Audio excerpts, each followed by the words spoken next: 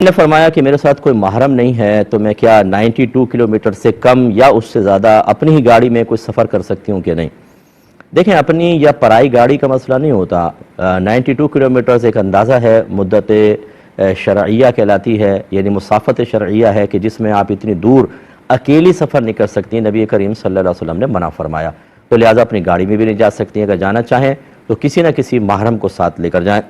اور اس سے کم جو ہے، اگر راستہ پر امن ہے، کوئی عزت کا مسئلہ نہیں ہے، کوئی اور نہیں ہے، تو اس سے کم کے اندر آپ اکیلی سفر کر سکتی ہیں۔ بہتر ہے کہ کوئی ایک آدھ امینہ عورت کو ساتھ لے لیں تو زیادہ بیسٹ ہوتا ہے۔ اکیلے سفر کرنے میں اللہ نہ کرے خدا نخواستہ کوئی ایکسیڈنٹ وغیرہ ہو جائے اور پھر عورت ذات ہوں تو بڑے مسائل ہو جاتے ہیں، تو کم از کم ایک دو کوئی خواتین ساتھ لے لیں۔ لیکن بہرحال 92 کلومیٹر سے کم اگر آپ سفر کرنا چاہتی ہیں تو کر سکتی ہیں، اس سے زیادہ اگر کرنا چاہیں کسی محرم کو رکھیں۔ اچھا، اب اس میں ایک چیز یہ ہوتی ہے کہ مجبوریاں مستثنیٰ ہوتی ہیں۔ فرض کر لیں کہ آپ اکیلی ہیں، کوئی آپ کو محرم میسر نہیں ہو رہا اور آپ کو 92 کلومیٹر دور جانا انتہائی ضروری ہے، نہیں جائیں گی تو کوئی نقصان ہوگا بہت بڑا، یا آپ کی صحت کے مسائل ہیں، جیسے ڈاکٹر کو چیک اپ کرانا ہے، اس کے بغیر آپ کی صحت خراب ہو جائے گی۔ یہ صحیح شرعی اعذار ہے جس کی بنا پر آپ پھر باہر جا سکیں گی، لیکن بغیر شرعی عذر کے جب کوئی بڑی مجبوری نہیں ہے تو پھر آپ نہیں جا سکتی۔ پھر آپ محرم کے ساتھ ہی جائیں، اور اس سے کم کے اندر آپ بغیر محرم کے بھی جا سکتی ہیں، عورتوں کے ساتھ نکلیں تو زیادہ بہتر ہے۔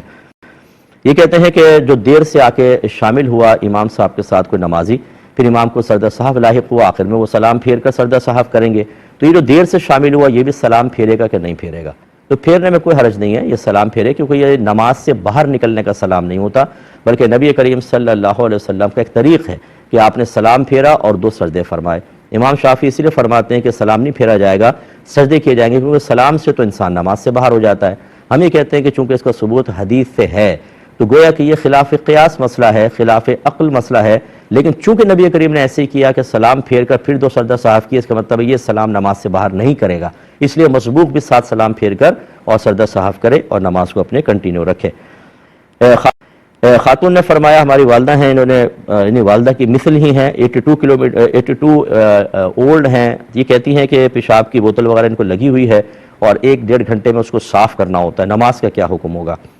دیکھیں، جب آپ نماز پڑھنے لگیں اس سے پہلے اس کی صفائی کر لیں اور اس کے بعد وضو کر کے آپ نماز پڑھیں۔ فرض کر لیں اس دوران پیشاب وغیرہ اس میں جمع ہو جاتا ہے، آپ کے لیے کوئی پرابلم نہیں، آپ کی نماز ہو جائے گی، کیونکہ آپ کی ایک شرعی مجبوری ہے، تو لہٰذا آپ تازہ وضو کریں، یعنی پہلے صفائی کر لیں اس کی، پھر تازہ وضو کریں اور نماز سٹارٹ کریں۔ نماز کے دوران اگر آ جاتے ہیں خطرات وغیرہ اس میں تو کوئی پرابلم نہیں ہے، پھر اگلی نماز آئے تو پھر اگلی نماز میں ایسا کر لیں۔ بیسٹ ہے کہ اگر کوئی آسانی سے ہو سکتا ہے تو بہت ہی اچھی بات ہے، اور اس میں بھی اگر فرض کر لیں بہت زیادہ پرابلم ہوتی ہے، کوئی آپ کا ساتھ دینے والا نہیں ہے، تو پھر آپ 2-3 نمازیں بھی اس حالت میں پڑھ سکتی ہیں۔ اللہ تبارک و تعالیٰ معاف فرمانے والا ہے، کیونکہ فقہاء نے لکھا کہ اگر کسی کے بدن پہ نجاست ہے کپڑے پر اور اس کو زائل کرنے والی کوئی بھی چیز موجود نہیں ہے تو وہ اسی کے ساتھ عبادت کر لے، اللہ تبارک و تعالیٰ درگزر فرمائے گا اپنے فضل و کرم سے۔ کوشچن کیا کہ کسی خاتون کا بچہ پیٹ میں 3 ماہ کا تھا تو فوت ہو گیا، تو پیٹ کی صفائی وغیرہ کی گئی اور اس کے بعد بلیڈنگ شروع ہو گئی۔ جب پتہ کیا تو پتہ چلا کہ ابھی صحیح صفائی نہیں ہوئی تھی، پھر اس کی صفائی رحم کی گئی تو مکمل طور پہ صاف ہوا۔ تو کہتے ہیں کہ یہ جو پہلی صفائی سے دوسری صفائی کے درمیان نماز وغیرہ نکلی یا بلیڈنگ ہوئی تو اس کا کیا، بلیڈنگ کا کیا حکم ہوگا اور نماز وغیرہ کا کیا حکم ہوگا؟ دیکھیں، اچھی طرح یاد رکھیں کہ جو بچے کی پیدائش کے بعد بلیڈنگ ہوتی ہے اس کو نفاس کہا جاتا ہے، اور اس کا شرعی حکم یہ ہوتا ہے کہ 40 دن تک اگر وہ لگاتار آتا رہے تو عورت نماز روزے وغیرہ سے دور رہے گی۔ ہاں، اگر 1 ہفتے بعد 2 ہفتے بعد آ کر بند ہو گیا تو پھر عورت پہ لازم ہے کہ غسل وغیرہ کر کے نماز اسٹارٹ کرے، وہ نفاس ہے۔ لیکن اگر بچہ بنا ہی نہیں، یعنی اس میں روح ہی نہیں آئی، 3 مہینے کا بچہ تھا صرف، تو اس کا مطلب یہ ہوا کہ اس میں تو زندگی نہیں تھی۔ اب اگر بلیڈنگ ہوگی بھی تو یہ نفاس نہیں کہلائے گا، اور بچہ اگر فوت ہو گیا تو پھر یاد رکھیں کہ اب جو بلیڈنگ ہوئی تھی اس کا حکم حیض کا تھا۔ اگر پچھلے والے حیض اور اس حیض کے اندر کم از کم 15 دن کا فاصلہ ہو تو یہ حیض ہے۔ جیسے اب یہاں تو 3 مہینے کا تھا، یہ کہہ رہی ہیں کہ 3 مہینے میں فوت ہوا، تو اس کا مطلب ہے کہ یہ جو درمیان میں بلیڈنگ ہوئی یہ حیض تھا،